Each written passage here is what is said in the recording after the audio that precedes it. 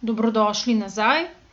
Tokrat si bomo pogledali, kako se organiziramo s pomočjo planerja, ki ga naredimo sami in je zelo pregleden in narejen po vaših željah.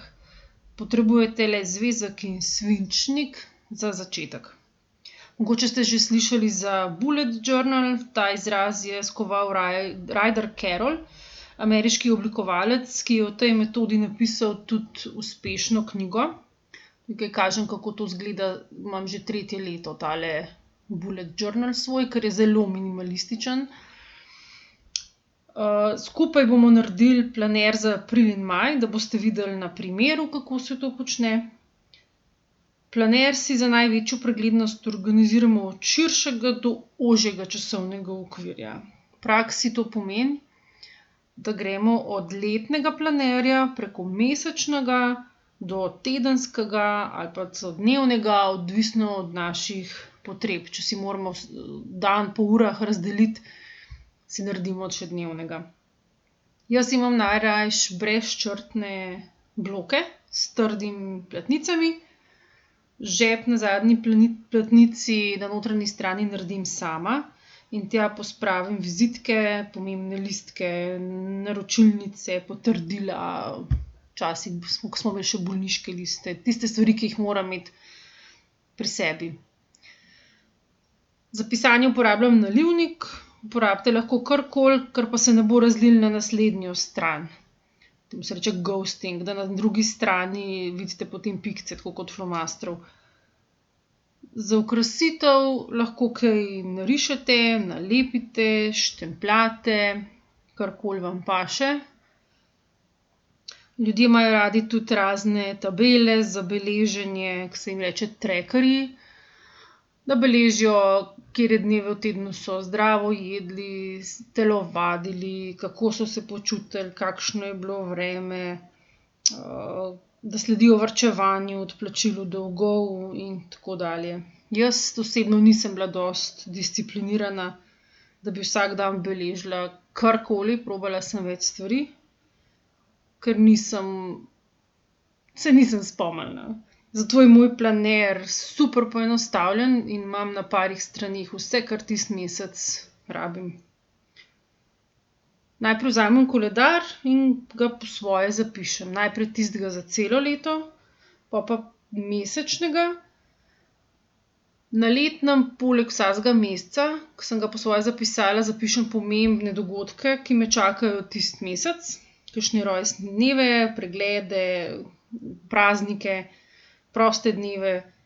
In čez celo leto to dopolnjujem, in jih prepišem potem, ko ustvarjam planer za naslednje leto. Potem naredim mesečni razpored, kamor te pomembne stvari iz letnega prepišem. Za vsak mesec potem ustvarim stran za moj proračun, o tem imam tudi posebej video, link je spodaj, če kliknete puščico desno. Imam letnega in mesečnega, letnega enkrat na leto, logično, mesečnega pa potem za 1 mesec, 2 meseca, 3 naprej, kakor planiram.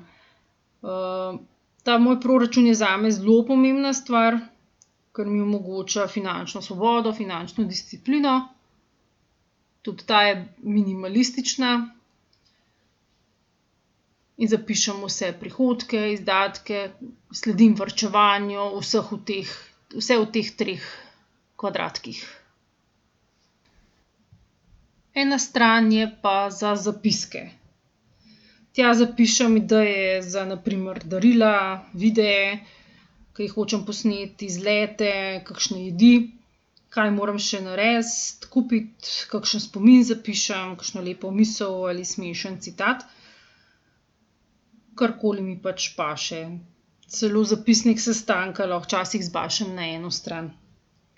Stvari, ki se morajo zgoditi, ke jih moram opraviti, označim s praznim krogcem, ki ga potem pobarvam, ko stvar uredim, ko kupim kaj, ko se že kaj zgodi. In tako sem lažje pozorna na to, kaj je treba narediti, ker iščem samo prazne krogce, na druge sploh nisem pozorna, na pobarvane. Če se je kaj odpovedalo, prečrtam, če ni več aktualno. ali pa če se je kaj prestavilo, naredim puščico naprej, prenesem v naslednji mesec. Tukaj bomo enako naredili še za maj. Da še enkrat ponazorim, kako. Prepišem cel mesec, označim proste dneve, vikende, pomembne dogodke, kakor so rojstni dnevi, kakšne druge preglede in pomembne stvari.